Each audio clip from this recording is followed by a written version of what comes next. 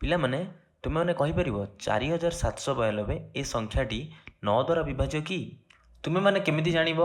ତୁମେମାନେ କହିବ ଆମେ ବିଭାଜ୍ୟତା ନିୟମ ଜାଣିଛୁ। ବିଭାଜ୍ୟତା ନିୟମ ଅନୁସାରେ ଆମେ କ'ଣ କରିପାରିବା? ବିଭାଜ୍ୟତା ନିୟମ ଅନୁଯାୟୀ ଆମେ ସଂଖ୍ୟାର ଅଙ୍କମାନଙ୍କୁ ମିଶାଇକିନା ଦେଖିବା। କ'ଣ କରିବା?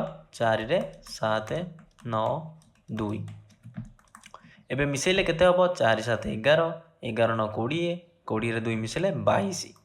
ଏବେ ଆମେ ଦେଖିବା କି 22ଟା 9 ଦ୍ୱାରା ବିଭାଜ୍ୟ ନା ନାହିଁ। 22 9 ଦ୍ୱାରା ବିଭାଜ୍ୟ ନୁହେଁ, ତେଣୁ ଏ ସଂଖ୍ୟାଟି ବି 9 ଦ୍ୱାରା ବିଭାଜ୍ୟ ହେବ ନାହିଁ। ଏବେ ମୁଁ ଯଦି ତୁମକୁ ପଚାରିବି କି ଏ ବିଭାଜ୍ୟତା ନିୟମ ବନିଲା କେମିତି, ଆମେ ଜାଣିଲେ କେମିତି କି ସଂଖ୍ୟାର ଅଙ୍କମାନଙ୍କୁ ମିଶାଇବା ଏବଂ ସେ ସମଷ୍ଟିକୁ ଆମେ ଦେଖିବା ସେ ସମଷ୍ଟିଟା 9 ଦ୍ୱାରା ବିଭାଜ୍ୟ ନା ନାହିଁ, ଏଇଟା ଆମେ କେମିତି ଜାଣିଲେ ସେ ବିଷୟରେ ଆମେ ଆଜି ପଢ଼ିବା। ଧରିନିଅ ମୋ ପାଖରେ ଗୋଟେ ସଂଖ୍ୟା ଅଛି 468। ଏବେ ମୁଁ କ'ଣ କରିବି? 468କୁ ବିସ୍ତାରିତ ରୂପରେ ଲେଖିବି। ବିସ୍ତାରିତ ରୂପରେ କେମିତି ଲେଖିବା? ଶତକ ସ୍ଥାନରେ ଏଠି କେତେ ଅଛି?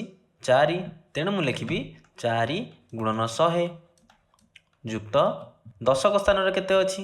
6, ତେଣୁ ମୁଁ ଲେଖିବି 6 ଗୁଣନ 10 ଯୁକ୍ତ ଏକକ ସ୍ଥାନରେ କେତେ ଅଛି?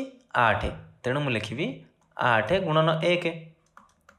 ଏବେ 4 ଗୁଣନ 100କୁ ମୁଁ ଲେଖିବି 4 ଗୁଣନ 99 ଯୁକ୍ତ 1 ଯୁକ୍ତ 6 ଗୁଣନ 10କୁ ମୁଁ ଲେଖିବି 6 ଗୁଣନ 9 ଯୁକ୍ତ 1 ଯୁକ୍ତ 8 ଗୁଣନ 1 କେତେ? 8, ମୁଁ ଲେଖୁଛି 8। ଏବେ ଏଠି ମୁଁ ବଣ୍ଟନ ନିୟମ ପ୍ରୟୋଗ କରିବି। ବଣ୍ଟନ ନିୟମ ଅନୁସାରେ ଆମେ କ'ଣ କରିବା? ବାଣ୍ଟିବା। 4କୁ ବାଣ୍ଟିବା 4 ଗୁଣନ 99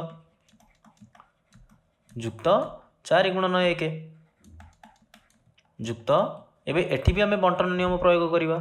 6 ଗୁଣନ 9 ଯୁକ୍ତ 6 ଗୁଣନ 1 ଯୁକ୍ତ 8। ଏବେ ମୁଁ ଲେଖିବି 4 ଗୁଣନ 99କୁ ମୁଁ ପ୍ରଥମେ ଲେଖୁଛି ଯୁକ୍ତ ତାପରେ ଲେଖିବି 6 ଗୁଣନ 9 ଯୁକ୍ତ ଏବେ ଆଉ କେଉଁ କେଉଁ ସଂଖ୍ୟା ରହିଲା? 4 ଗୁଣନ 1 ରହିଲା, 6 ଗୁଣନ 1 ରହିଲା ଏବଂ 8 ରହିଲା। 4 ଗୁଣନ 1 କେତେ? 4, ମୁଁ ଲେଖିବି ଯୁକ୍ତ 4 ଯୁକ୍ତ 6 ଗୁଣନ 1 ହେବ 6 ଯୁକ୍ତ 8କୁ 8 ଲେଖିଲି। ଏବେ କହିଲ ଦେଖି 4 ଗୁଣନ 99 9 ଦ୍ୱାରା ବିଭାଜ୍ୟ ନା ନାହିଁ?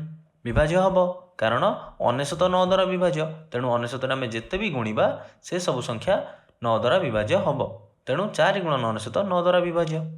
ଏବେ ଦେଖ 6 ଗୁଣନ 9 ଇଏ ବି 9 ଦ୍ୱାରା ବିଭାଜ୍ୟ କି? ହେବ, କାରଣ 9ଟା 9 ଦ୍ୱାରା ବିଭାଜ୍ୟ, ତେଣୁ 9ରେ ଆମେ ଯେତେ ବି ଗୁଣିବା ସେ ଗୁଣଫଳ ସବୁ 9 ଦ୍ୱାରା ବିଭାଜ୍ୟ ହେବ। ଏବେ ରହିଲା କେତେ? 4 6 8 ଏବଂ ଯଦି ଏଇ ଯୋଗଫଳଟି 9 ଦ୍ୱାରା ବିଭାଜ୍ୟ ହୋଇଯିବ ତାମାନେ ସଂଖ୍ୟାଟି 9 ଦ୍ୱାରା ବିଭାଜ୍ୟ ହେବ। ଏବଂ କେଉଁ କେଉଁ ସଂଖ୍ୟାକୁ ଏଠି ଆମେ ଯୋଗ କରୁଛେ? 4କୁ 6କୁ ଏବଂ 8କୁ। ଏବେ ଯଦି ତୁମେ ଭଲରେ ଦେଖିବ ସଂଖ୍ୟାର ଅଙ୍କ ଗୁଡ଼ିକ କ'ଣ କ'ଣ ଅଛି? 4 6 8, ତେଣୁ ଆମେ କ'ଣ କରୁଛେ? ଏଠି ସଂଖ୍ୟାର ଅଙ୍କମାନଙ୍କୁ ମିଶାଉଛେ।